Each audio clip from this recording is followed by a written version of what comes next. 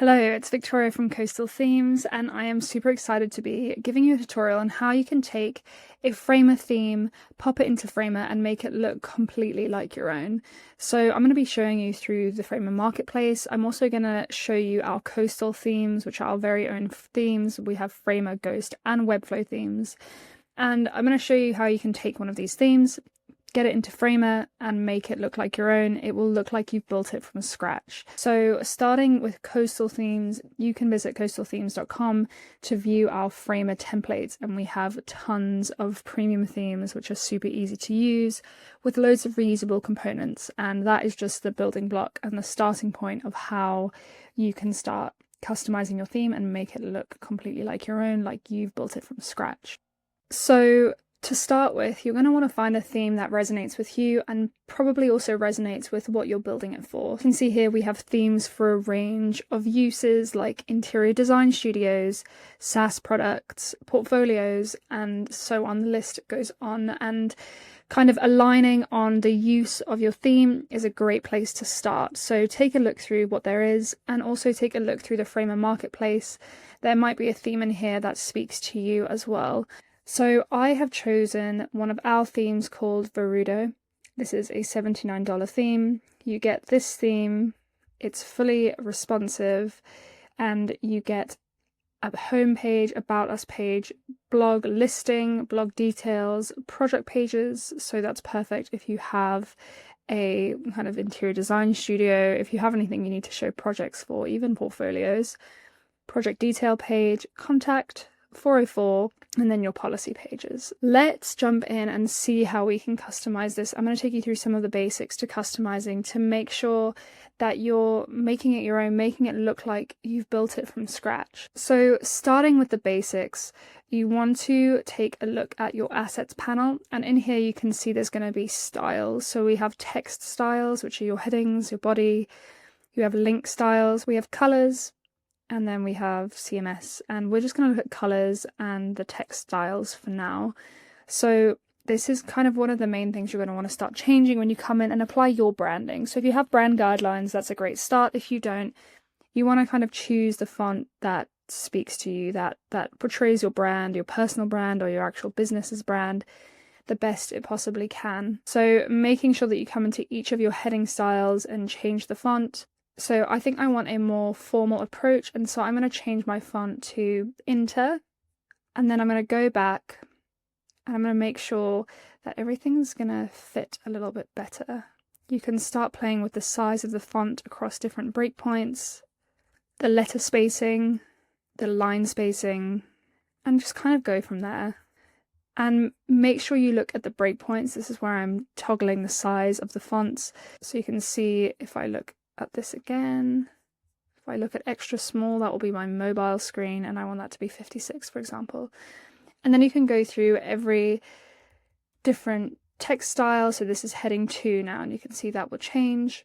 And then we'll just go through each heading style and make sure I'm doing everything I want to make it look the way I want it to look. So now that I've updated my font and text styles, I can see that it's already got a different feel to it compared to the theme I got.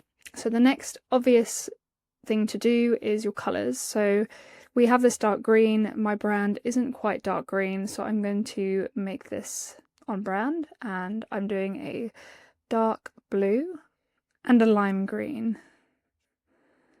And you can see that some sections adhere to the colors, some will have the colours separately applied, and you should just make sure that you link that as needed. So now again, now that we've changed the colours, it's already taking on a completely different look and feel. The next thing I want to do is change my background colour. And you can see here I've got this light white, and I want this actually to be on the grey spectrum. And that's this light white colour style I'm changing here.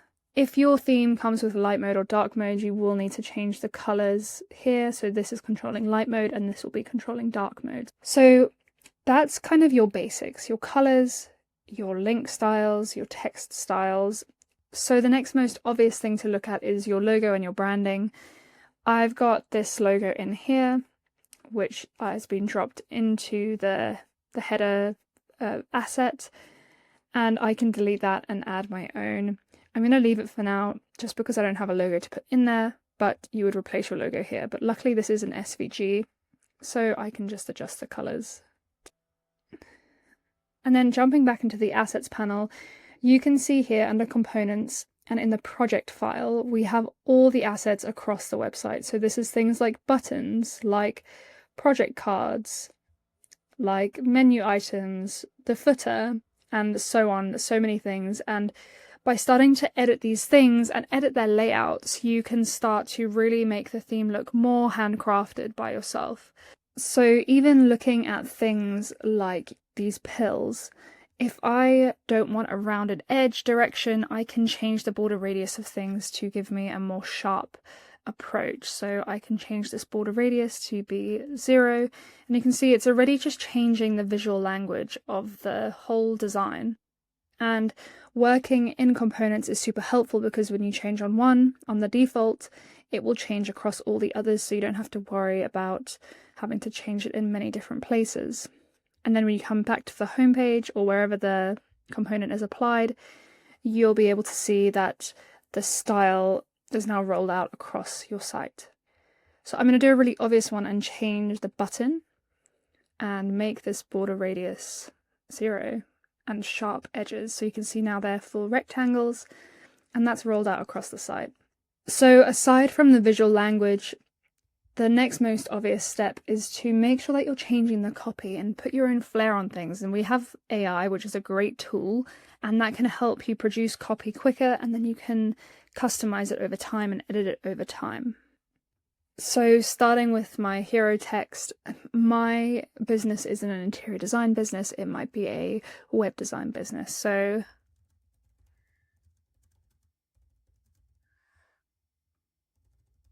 I can start crafting my text and kind of changing the layout as I need. So if I want a longer headline, I might want to move things across and change the layout suited to my content. So this image here, let me change it with something that's more appropriate. And the great thing is that you can use Framer's native tools, like using Unsplash for images, to put in new content very, very quickly.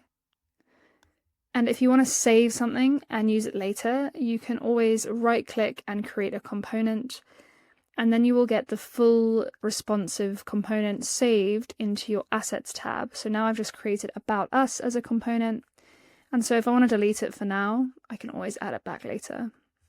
Same with like these featured products. I'm going to save it. There it is, and I'm going to delete it.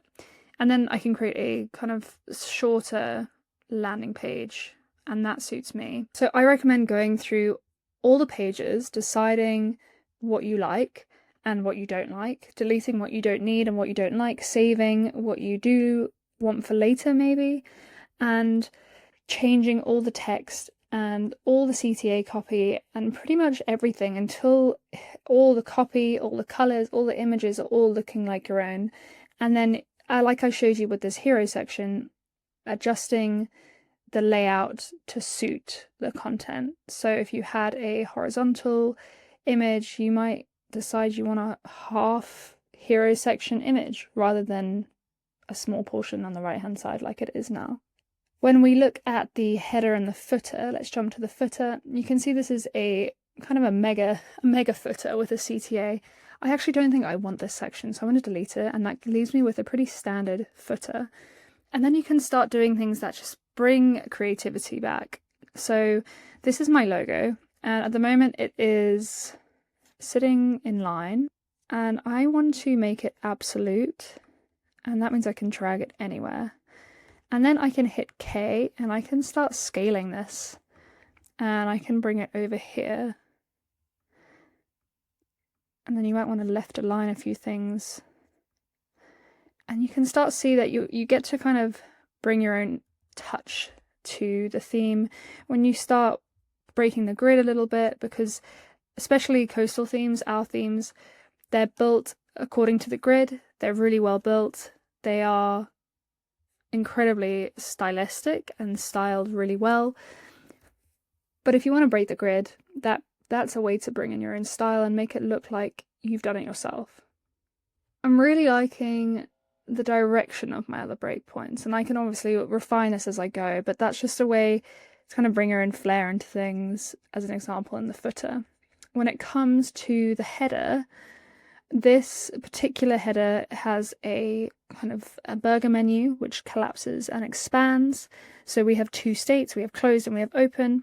And even things like this, you can use some of our other tutorials, like building a mega menu, to see how you can make this a more kind of elaborate menu if you're not looking for something this basic, or if you just want items across the top like a traditional menu, you can add that as well. So I really encourage you to just go through each page on the site and see what aligns with you and what doesn't, and make sure you're really paying attention to the choices that we've made for you as the theme creators, and decide whether it aligns with your brand.